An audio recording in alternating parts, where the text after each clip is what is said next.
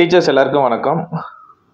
நம்ம 2025ல் டிஆர்பி போர்டில் இருந்து நம்ம ஆர்வமாக வெயிட் பண்ணிக்கிட்டு இருக்கிற ஒரு எக்ஸாம் அப்படின்னா post graduate exam. So PGTRB 11th and 12th class எடுக்கிறதுக்கு பார்த்தோம் அப்படின்னா நம்ம டிஆர்பி போர்ட்லேருந்து ரெக்ரூட்மெண்ட் பண்ணுறாங்க. ஸோ இந்த எக்ஸாமுக்கான நோட்டிஃபிகேஷன் நிறைய பேர் பார்த்தீங்கன்னா எப்போ வரும், படிக்க ஸ்டார்ட் பண்ணலாமா அப்படின்னு சொல்லிட்டு கேட்குறீங்க.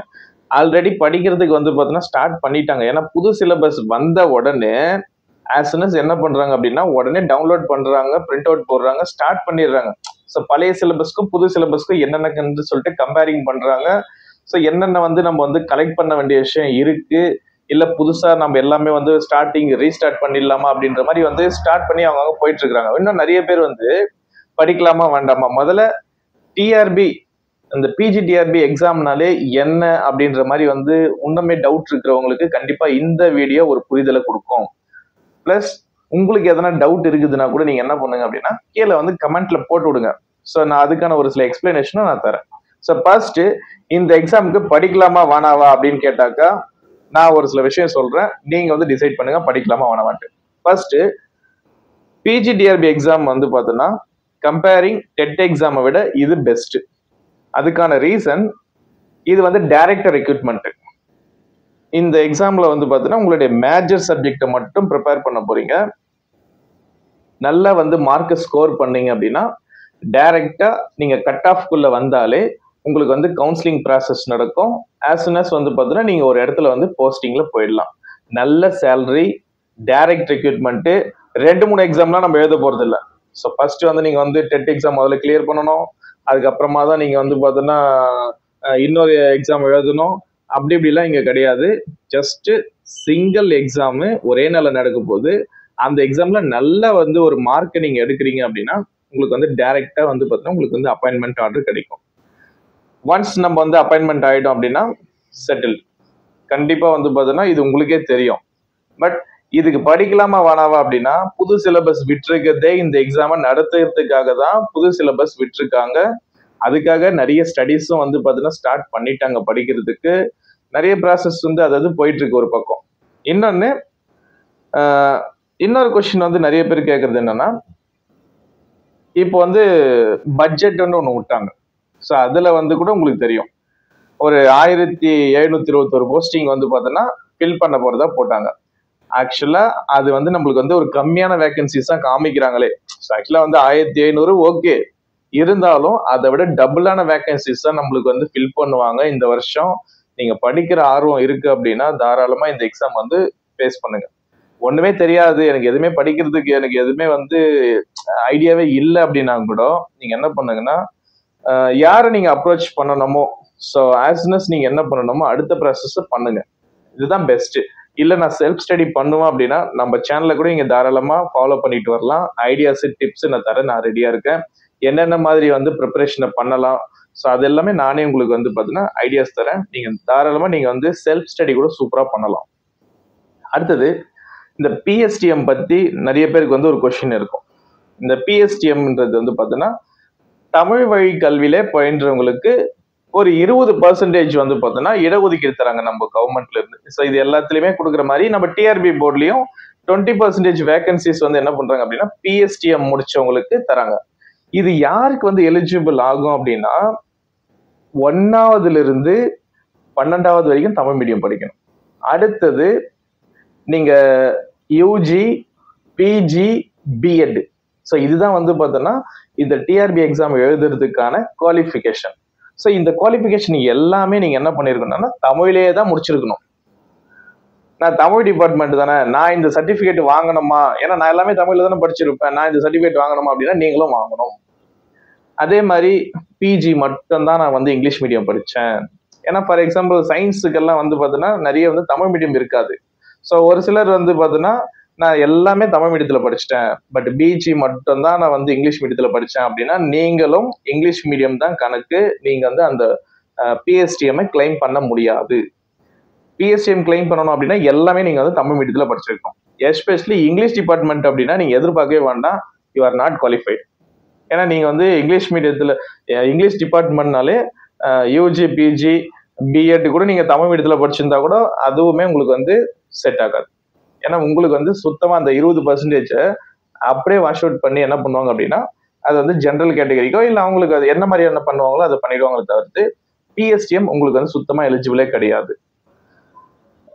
அதுக்கு அடுத்தது, நீங்க சப்போஸ் ஒரு கவர்மெண்ட்ல வந்து நீங்க ஒர்க் பண்ணிட்டு இருக்கீங்க, 1 to 5th கிளாஸ் டீச்சரா எஸ்சிடில வந்து அப்பாயின்மெண்ட் ஆயிருக்கீங்க, இல்ல இதுக்கு மேல ஆக போறீங்க, அந்த மாதிரி யாருனா இருக்கிறீங்கன்னா கூட ஸோ நீங்க டைரக்டா நீங்க என்ன பண்ணலாம் அப்படின்னா இந்த பிஜிடிஆர்பி எக்ஸாம் வந்து நீங்க கிளியர் பண்ணா உங்களுக்கு 10% வந்து ரிசர்வேஷன் தராங்க.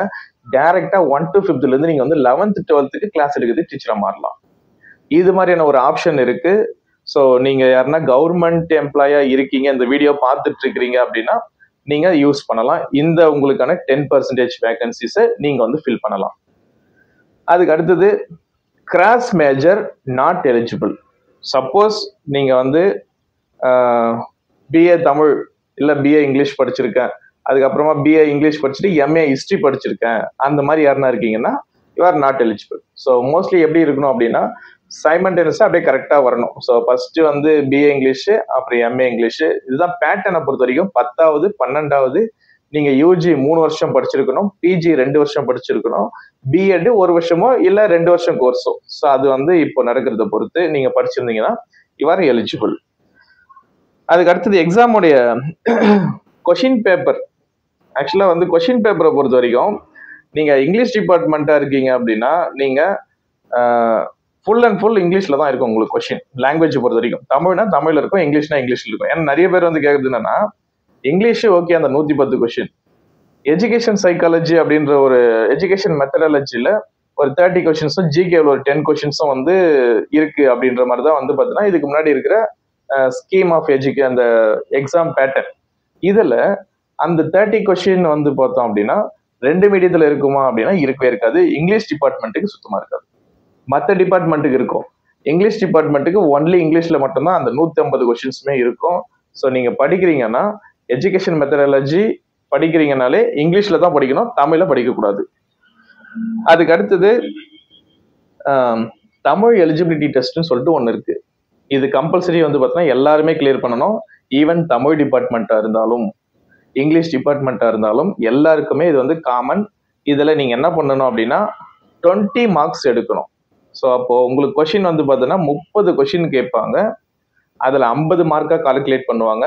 அதுல இருக்கிற ஃபர்ஸ்ட் 20 கொஸ்டினுக்கு வந்து பார்த்தோம் அப்படின்னா 2 மார்க்னு கால்குலேட் பண்ணுவாங்க. லாஸ்ட் 21வது இருந்து 30வது வரைக்கும் இருக்கிற 10 கொஸ்டின்ஸ்க்கு 1 மார்க்னு கால்குலேட் பண்ணி ஓவராலா என்ன பண்ணுவாங்க அப்படின்னா 50 மார்க் கால்குலேட் பண்ணுவாங்க. இப்படி நீங்க 20 மார்க் எடுத்துட்டீங்கன்னா யூ ஆர் குவாலிஃபைடு. இதுல பிசிக்கலி சேலஞ்சடா இருக்கீங்கன்னா நீங்க எழுதுவானா இந்த எக்ஸாம்ல வந்து பார்த்தீங்கன்னா உங்களுக்கு வந்து எக்ஸப்ஷன். ஸோ நீங்க டைரக்டா நீங்க என்ன பண்ணலாம் அப்படின்னா உங்களுடைய 150 மீதி இருக்கிற 150 கொஸ்டின்ஸ் மட்டும் எழுதலாம். ஃபர்ஸ்ட் இருக்கிற 30 கொஸ்டினை நீங்க வந்து ஃபுல்லா விட்டுட்டு நீங்க எழுதலாம். ஸோ எக்ஸாமை பொறுத்த வரைக்கும் ஓஎம்ஆர்ல நடக்குமா இல்ல சிபிடில நடக்குமா அப்படின்றது நம்மளுக்கு வந்து இந்த நோட்டிபிகேஷன் அப்பதான் தெரியும். அடுத்து ஒரு இம்பார்ட்டன்டான இன்ஃபர்மேஷன், நீங்க சப்போஸ் இப்பதான் நீங்க வந்து எம்ஏ படிக்கிறீங்க இல்ல பிஜி படிக்கிறீங்கனாலோ இல்ல பிஎட் படிக்கிறீங்கனாலோ ஸோ உங்களுக்கு எலிஜிபிள் ஆவீங்களா அப்படின்றது வந்து டவுட் இருக்கும் கண்டிப்பா. ஸோ இப்போ நீங்க டவுட் வந்து என்னன்னா நீங்க ஸ்டடீஸ் பண்ணிட்டு இருக்கீங்க, ஓகே. ஸோ இந்த நோட்டிபிகேஷன் வரும்போது நீங்க இந்த கோர்ஸை முடிச்சுட்டு இருக்கணும். கோர்ஸை முடிச்சு உங்க கையில வந்து பார்த்தோன்னா ஒரு ப்ரொஃபஷனல் சர்டிஃபிகேட்டோ இல்லை டிகிரி சர்டிஃபிகேட்டோ கையில இருக்கணும். பிளஸ் உங்களுடைய எல்லா மார்க் ஷீட்டும் உங்க கையில இருக்கணும். அப்படி இருந்ததுன்னா யூ ஆர் 100% இந்த எக்ஸாம் எழுதுறதுக்கு குவாலிஃபைடு பர்சன். சப்போஸ் அந்த நோட்டிபிகேஷன் விடும்போது நீங்க இன்னும் உங்களுடைய டிகிரி வந்து முடிக்கல, பிஎட் நான் செகண்ட் இயர் பண்ணிட்டு இருக்கேன், இல்லை லாஸ்ட் செமஸ்டர் பண்ணிட்டு இருக்கேன், இல்லை பிஜியில் லாஸ்ட் செமஸ்டர் பண்ணிட்டு இருக்கேன் அப்படின்னா கூட நீங்க எலிஜிபிள் வராது. ஸோ நீங்க எக்ஸாம் எழுதியிருக்கணும், அதுக்கான மார்க் ஷீட் எல்லாமே வாங்கி கையில் வச்சுட்டு இருக்கணும். ப்ளஸ் வந்து ஒரு ப்ரொஃபஷனல் சர்டிஃபிகேட்டோ இல்லை டிகிரி சர்டிஃபிகேட்டோ உங்க கையில் இருந்ததுன்னா யூ ஆர் குவாலிஃபைடு. ஸோ இதை தவிர்த்து வேற எதனா உங்களுக்கு வந்து டவுட் இருக்குது அப்படின்னா கீழே கமெண்ட்ல பின் பண்ணுங்க. ஸோ பட்ஜெட்டை பொறுத்த வரைக்கும் இப்போ போட்டிருக்கிறது 1721 வேகன்சிஸ் இப்போ நம்மளுக்கு கண்ணுக்கு தெரிஞ்ச மாதிரி இருக்குன்னு சொல்லிட்டாங்க. ஸோ படிக்கிறதுனா தாராளமாக நீங்கள் ஸ்டார்ட் பண்ணலாம். அதே மாதிரி உங்களுக்கு வந்து தமிழ் எலிஜிபிலிட்டி டெஸ்ட்டுக்கு வந்து பார்த்தோன்னா காமனாக வந்து நம்ம வந்து ஒரு புக் வந்து ப்ரொவைட் பண்ணிட்டு இருக்கோம். ஸோ இன்ட்ரெஸ்டட் வேணும் அப்படின்னா 650 rupees வரும். ஸோ நீங்கள் யூஸ் பண்ணுறதுனா வாங்கி யூஸ் பண்ணுங்க நம்ம அகாடமியில். அதே மாதிரி பிஜிடிஆர்பியில் இங்கிலீஷ் டிபார்ட்மெண்ட்டாக இருக்கீங்க.